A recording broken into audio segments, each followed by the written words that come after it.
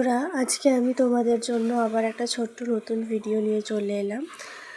ছোট বড় জানি না, বাট হ্যাঁ, একটা নতুন ভিডিওর সাথে তোমাদের স্বাগত জানাই আমার চ্যানেলে। তো আজকে আমি তোমাদের সাথে আমি যেভাবে কচুর তরকারির রেসিপি শেয়ার করি সেভাবে শেয়ার করবো। সরি, কিছু মনে করো না, আমার গলাটা হয়তো একটু নাকের সুরে শোনাতে পারে, কারণ আমার একটু সর্দি হয়েছে, তাই তোমরা একটু প্লিজ অ্যাডজাস্ট করে নিও, ঠিক আছে? তো ফার্স্টে আমি আলু আর কচুটাকে কেটে নিয়েছিলাম, তারপর কড়ায় অল্প একটুখানি লঙ্কা ফোড়ন দিয়েছিলাম। আমার ঘরে সেদিনকে গোটা জিরা আর তেজপাতাটা অ্যাভেলেবেল ছিল না বলে আমি দিতে পারিনি। তোমরা অল্প একটু গোটা জিরে আর তেজপাতা ফোড়নে দিয়ে তারপরে কিন্তু তোমরা আলুটা দেবে, তার টেস্টটা ভালো হবে। আমি তোমাদের বলে দিলাম, কারণ আমার ঘরে সেদিনকে অ্যাভেলেবেল ছিল না, তাই আমি দিইনি। আমি সিম্পলভাবে করার চেষ্টা করেছি। যাই হোক, কচুটা আলুটাকে আমি ভালো করে দিয়ে দিলাম এবং দিয়ে দেওয়ার পরে ভালো করে নেড়ে নেবো। আচ্ছা, আর একটা কথা বলে রাখি, তোমাদের কি আমার এই ভিডিওটা ভালো লাগে? আমার ভিডিও তোমাদের কি ভালো লাগে?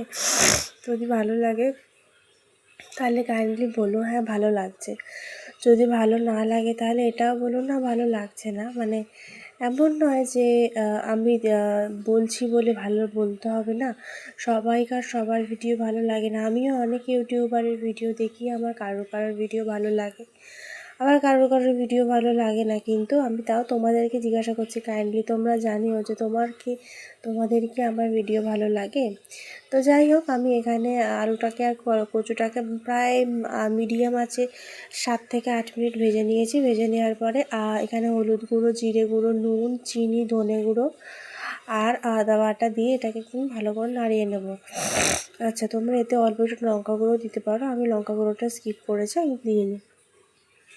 ঝালটা আমরা একটু কম খাই, তো তাই জন্য তোমরা চাইলে এখানে একটু লঙ্কা গুঁড়োও দিতে পারো। যাই হোক, এটাকে আমি ভালো করে তারপর নাড়িয়ে নেবো। নাড়িয়ে নেওয়ার পরে এখানে অল্প একটুখানি চিনি দিয়েছিলাম, তোমাদের হয়তো বলেছি আমি চিনি দিয়েছি।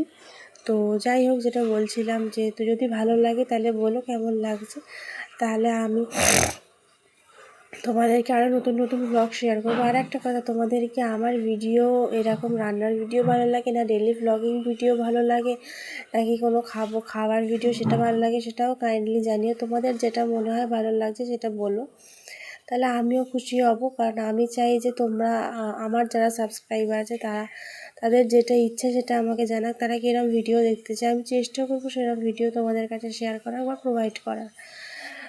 তাহলে আমিও খুশি হব, কারণ আমি চাই না যে তারা যেটা পছন্দ করে না সেরকম ভিডিও আমি তোমরা বলতে পারো তোমাদের কিরকম ভিডিও পছন্দ। ডেলি ব্লগিং ভালো লাগে, আমি সমস্ত ভিডিওই আমার চ্যানেলে প্রোভাইড করি। ডেলি ব্লগিং, ইটিং শো, তারপরে এরকম রান্নার ভিডিও, রেসিপি ভিডিও আমি সমস্ত এখানে প্রোভাইড করে থাকি। তাই তোমাদের যদি মনে হয় আমাকে জানাবে, কাইন্ডলি জানাতে পারো, কারণ আমি সমস্ত ভিডিও এখানে প্রোভাইড করি। তো যাই হোক, আমি এখানে ভালো করে নাড়িয়ে নিচ্ছিলাম। নাড়িয়ে নেওয়ার পরে এখানে ভালো করে কষিয়ে নিয়েছিলাম। কষিয়ে নেওয়ার পর আমি জল দিয়ে দিয়েছিলাম। এটা যখন 50 কি 60% সেদ্ধ হয়ে গেছে তখন আমি দেখতে এসেছিলাম, দেখলাম কড়াই অনেকটাই জল আছে। দেখো, আলুটা সেদ্ধ হয়ে গেছে, কচুটা আরেকটু সেদ্ধ হবে, তাই জন্য আমি ঢাকনা দিয়ে চলে যাবো। তারপর আরেকটু পরে এসে এটাকে নামিয়ে দেবো। তো সবসময় আচ্ছা, তোমরা কচুর তরকারি কোনোদিনও লেবু দিয়ে খেয়েছো? জানিও, কিন্তু কোনোদিনও যদি লেবু দিয়ে না খেয়ে থাকো, এই যে এই পর্যায়টা এলো, তো এই পর্যায়টা আসার পরে নামানোর সময় অল্প একটু পাতিলেবুর রস আর অল্প একটু গরম মশলা দিয়ে তোমরা যদি নামাতে পারো, খেতে দারুণ হবে।